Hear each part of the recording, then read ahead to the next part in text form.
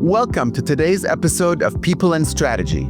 I'm your host, Mo Fatalbab, President of International Facilitators Organization. People and Strategy is a podcast from the SHRM Executive Network, the premier network of executives in the field of human resources. Each week, we bring you in-depth conversations with the country's top HR executives and thought leaders. For today's conversation, I'm excited to be joined by Maureen Cawley, Chief People Officer at Saatva, a company focused on luxury sleep solutions. Welcome, Maureen. Thank you so much for having me, Mo. It's great to be here.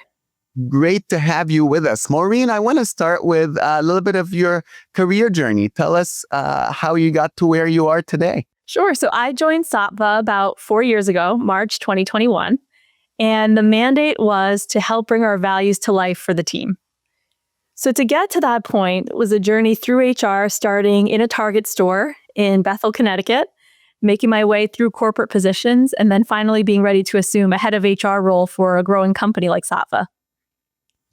All right. Well, that's a quick journey. Love it.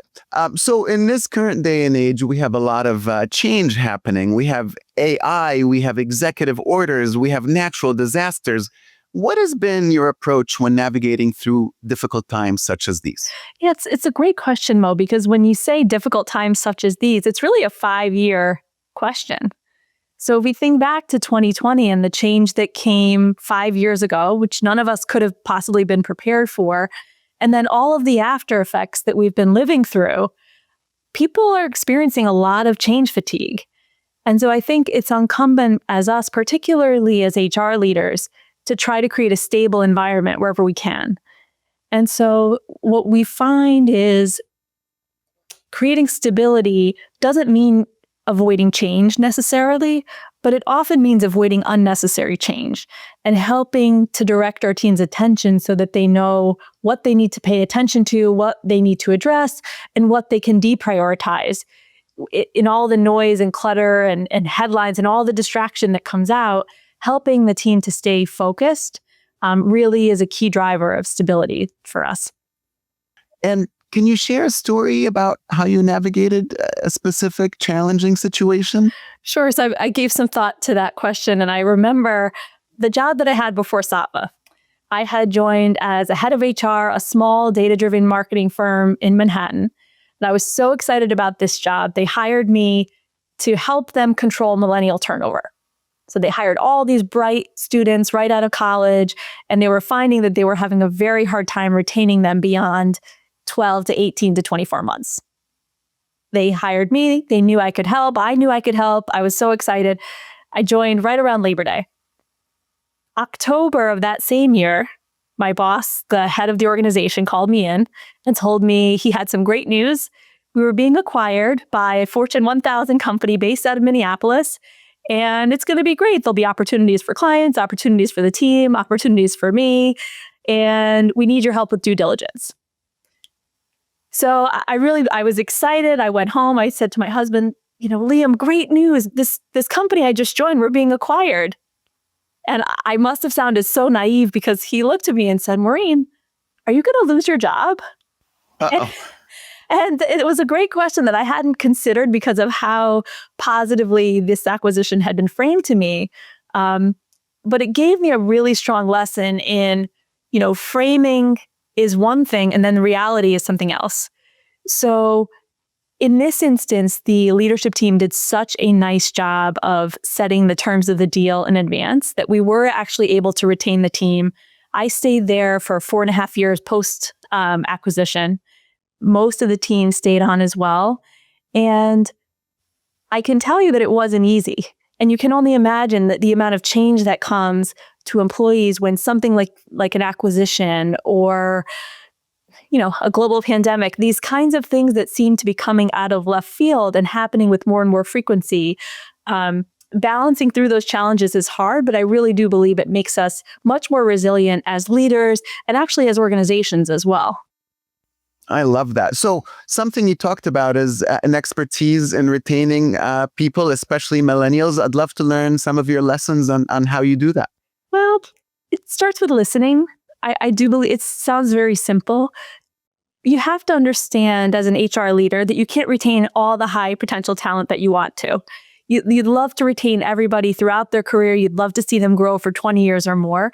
That's just not the reality for most people. Most people need to take their opportunities where they can find them. And so what I believe one of the keys to retention is understanding employees' career needs, both at sort of a macro level within your organization, but then also at an individual level as you identify your high performers.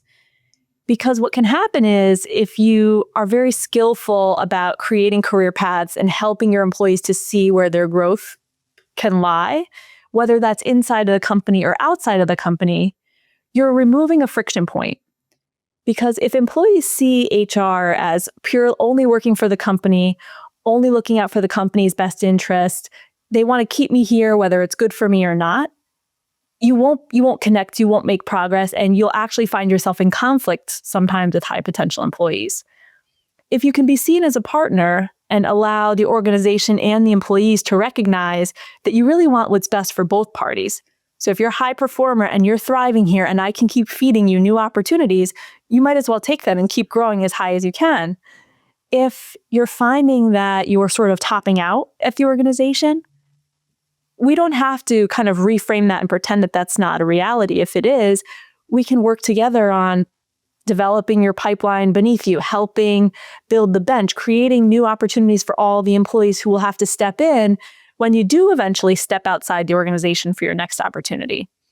So I think that balance between what's best for the employee, understanding the career path needs, and then understanding really from a succession planning standpoint what your organization needs is key to retention. It's that level of truth and transparency about career paths. I love that because I've always thought when hiring someone, this is not about us being impressed by you and then later finding out we have a mismatch. This is about us finding out if there's a match from the start, whether this is right for you and for us. And then understanding and being realistic that a great hire who's been with you for 3-4 years, made a great impact on your organization, it's not a failure necessarily if they leave. Sometimes that's just they've reached the end of their employee life cycle with you. So I think having realistic expectations that the goal can't always be retention forever. Sometimes the goal has to be the best impact for the amount of time that we're working together. I love that. I think that's a fresh and interesting perspective because why keep you on if it's no longer serving one of our needs, right? Right, exactly. Yeah, lovely. So you are in the sleep business, and that does not escape my attention because I know sleep can be a challenge for a lot of us, especially as we get older. And I've certainly had my own challenges and ups and downs with it. I think I'm figuring it out. So tell us more about that and what attracted you to that business and what about it means something to you personally? Wow, that's a great question. Sleep means a lot to me personally. So I'm in my free time, I'm a mother of 2 young children. And so if you speak to anybody with young children, they'll tell you that sleep is critical. If you know that if your family has a good night's sleep without interruptions, everybody's in a better mood. Everybody has more patience. Everybody has a better sense of humor with one another. And so that's not true just in my household. I believe that's true in everybody's household. Whether you've got young kids, whether you have pets, whether you have a high pressure job, particularly if you're an athlete, wherever it is in your life that you need to perform at your best, you need a good night's sleep to do that, right? And so if you think about athletes in particular, they need sleep, they need training, they need fuel. Those are really the top 3 things. And if you're a career person and you have a big meeting or you're making a big pitch, you know you need a good night's sleep the night before, you need to eat properly, and you need to practice and be trained. And so to work for a company that can meet one of those core needs for top performing people in any aspect of their lives, it really speaks to me. And one of the core values at our company is we call it total life success. And I love that because it means that my job is to help our employees feel empowered, rested, energized, whether that's professionally, personally, whether that's their physical health, their mental health. It all comes together into how we greet the world in front of us. And so at Saatva, we believe that if we can offer a restorative night's sleep, we can help you greet the world in a much more positive way.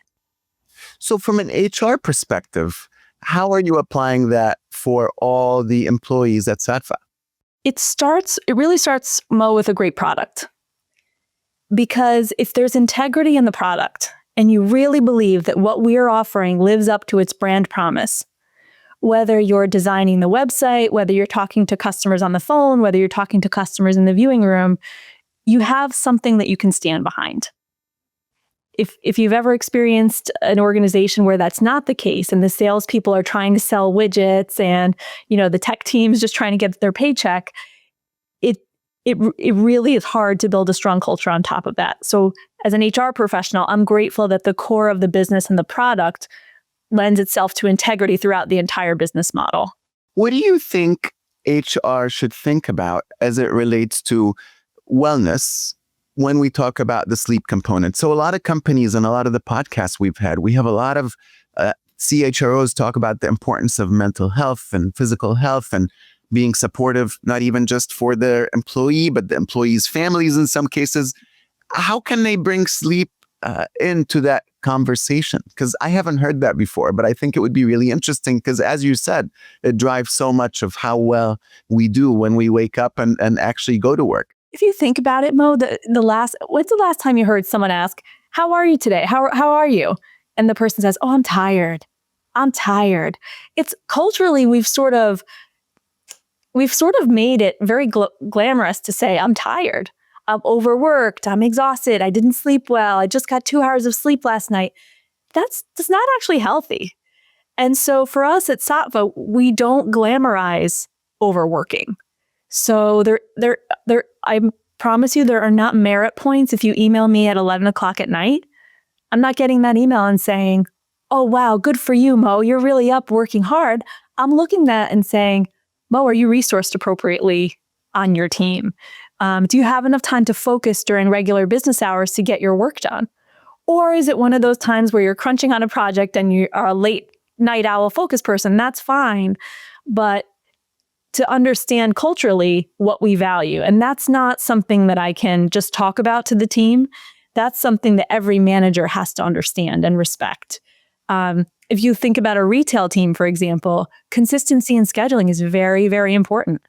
So if you want to talk about mental health for a retail team, are you equipping them with good policies so they don't have to get in front of customers and be confronted with conflicts? Because the policies, the product lends itself to smooth interaction. Are you keeping the schedules consistent so that people can plan their lives around their work? Are you offering medical, dental, vision benefits? Are you inviting your employees to use your product? These are all components, I think, that really help employees to unlock all the benefits at your organization. It has to be at every touch point with the company for employees, just the way you'd expect customers to experience positive interaction in their journey. Yeah. So before we get back to stability at work and how to navigate all that, what are some of your tips on really getting the best sleep you can? So my tips for getting the best sleep, you have to prepare for sleep like it's an activity. And so what I mean by that is we all know you should turn your phone off before you go to sleep. How many people actually do that, right? At a certain time in the evening, really stop with your phone. I encourage a regular analog alarm clock instead of using your phone so that it's the last thing you see at night or the first thing in the morning.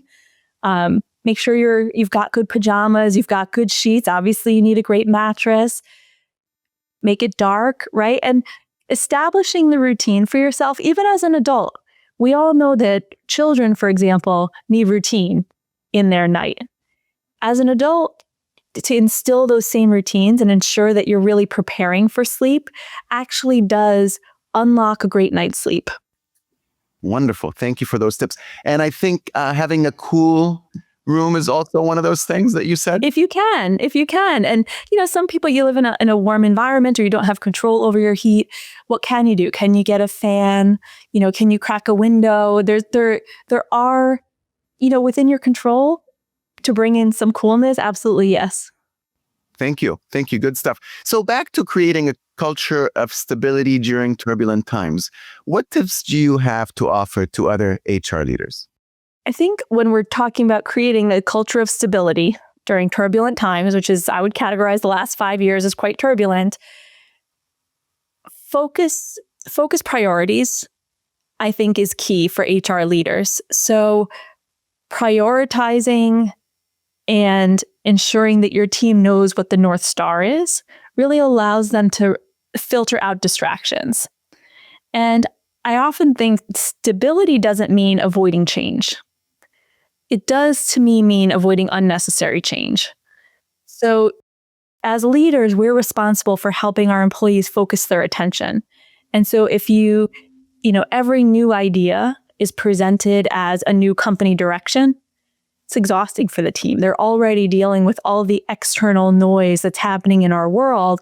So when we tell them, look, you don't have to worry about that yet. We don't have to pay attention here. But what I do need you to do on a daily basis or monthly basis, whether that's ensuring that every customer interaction is meeting our expectations, whether that's meeting deadlines for your new code or getting the most out of your upcoming sprint, by helping shape priorities for the team, we can really create quite a lot of stability. Thank you. So, Maureen, you're also certified as an executive coach. That's right. And you said that has been very helpful in your role as CHRO. Can you tell us more about that? Sure. So I took my executive coach certification with a company called Ascenter Coaching out of Raleigh, North Carolina. And I actually became certified as an executive coach as I was onboarding into my role at Saatva. And so at the time, you can wonder, are you biting off more than you can chew? You're taking on a new certification, you're taking on a new job. It actually really helped me to go through both of those changes at once, because a lot of executive coaching is listening, and it's quiet and it's introspective. And there are concepts in coaching that are much more focused on the interaction. So after you leave this room, how do you feel about how we were interacting? What has this interaction done for our relationship? Where's your headspace after having interacted with me? And I think as HR, that's particularly helpful because I don't need to win every interaction that I have. As a matter of fact, it's not helpful if I do. Most often, I need my relationships to be strong and resilient. And that comes from working with leaders, trusting their instincts, and having the flexibility and the confidence to know that we're going to navigate boundaries.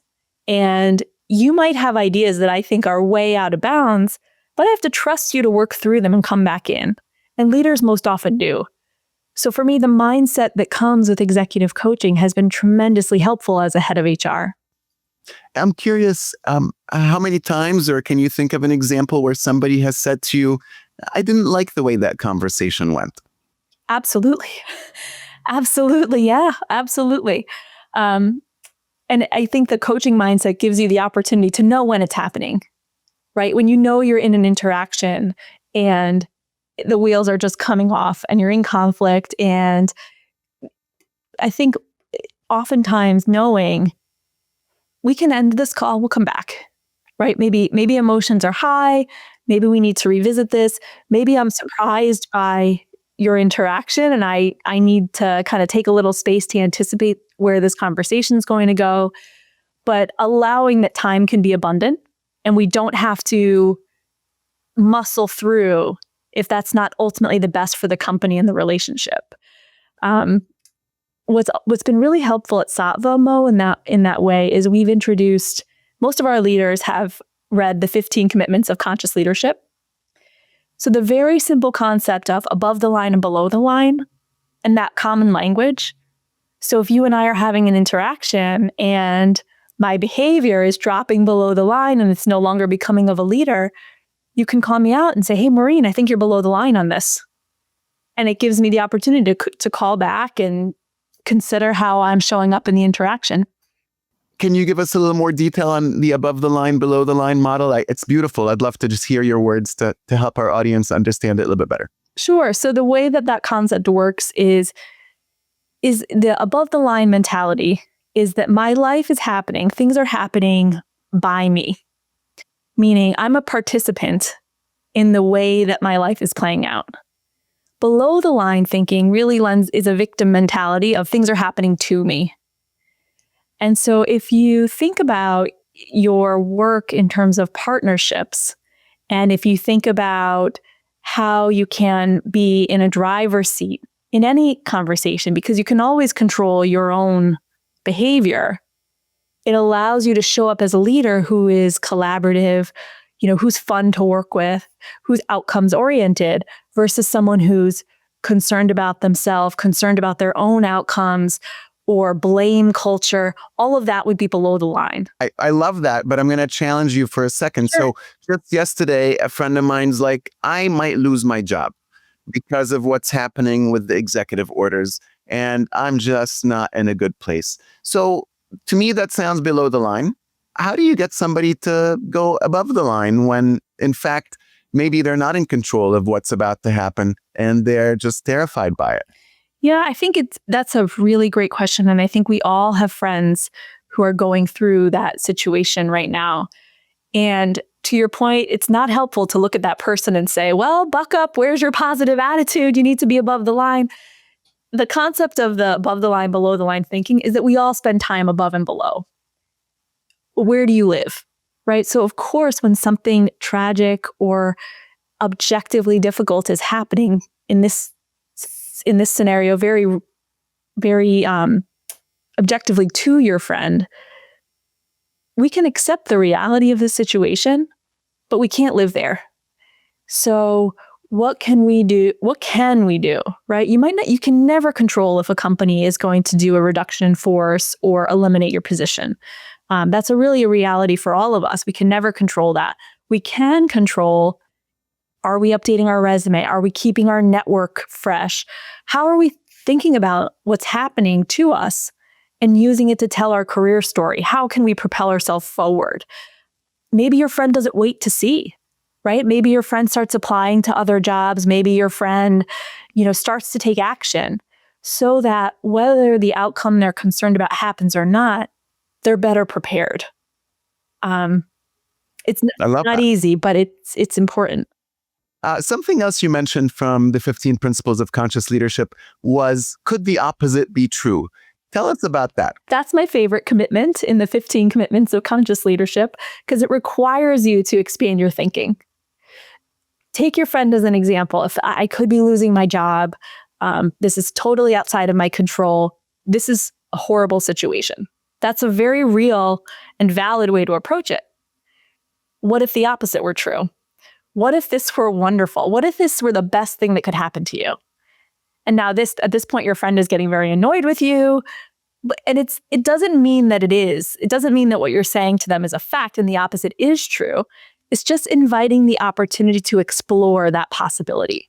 Because oftentimes we become narrow, or we think we know the truth. And sometimes we do, but it's particularly in this environment, being able to explore mentally that there's possibility outside of what you hold to be true can be a very beautiful thing and can really free up space for someone to have a better outcome than if they're stuck within sort of a rigid set of mental boundaries on any topic. And I think you had an example related to capitalism about that principle. Yes, when I was learning about that principle, I was sort of down on capitalism at the moment. I was feeling, a little depressed about corporate life. This was several years ago. And the woman I was coaching with, she looked at me and she said, Maureen, what if the opposite were true? And I said, what if corporate were wonderful? And she said, yes, what if corporate were wonderful? What would that look like? And you have to pause and set aside, your set of beliefs that that's not true. And imagine, okay, well, what if corporate did good for people? What if corporate did good things for the environment? And then you start to realize, corporate roles and capitalism provides career opportunities. It provides opportunities for entrepreneurship. And all of a sudden, that sort of deeply held limiting belief, whether you're still anchored to it or not, there's room and space. And I find that particular commitment is very helpful to me, because it's not helpful to anybody if I'm limited in my thinking. It's very helpful if I'm open to possibilities. Even if I come back to my original perspective, that openness makes me a much better leader. I love that. So the other thing that I think we touched on a little bit is just this notion of being committed to total life success. Tell us what you mean by that. So total life success means that you're thriving in your life professionally, your personal relationships with your family, with your friends, socially. You've got your physical health, you have your mental health. We really believe at Saatva that people should have success in all of these components of their lives. And so we love to hear that our employees have lives outside of work, whether you're into dance, whether you're into theater, whether you're into sports, whether you have a really strong social network, and encouraging employees and leaders among us to really embrace what it means to them to be successful comes back to our company tenfold in happy, productive employees. What a wonderful conversation. One last question for you. What is one piece of advice that has shaped your work or life the most? I think the one piece of advice that shaped my work and my life is to control what you can control. And you can't control everything, so you have to relinquish what you can't control and accept reality and work towards the most positive possible outcome that you can. I love that. And that's where we'll end it for this episode of People and Strategy. A huge thanks to Maureen for this valuable conversation. You can follow the People and Strategy podcast wherever you get your podcasts. Also, podcast reviews have a real impact on podcast visibility. So if you enjoyed today's episode, leave a review to help others find the show. Finally, you could find all our episodes at our website, shrm.org/podcasts. Thank you for listening and have a great day.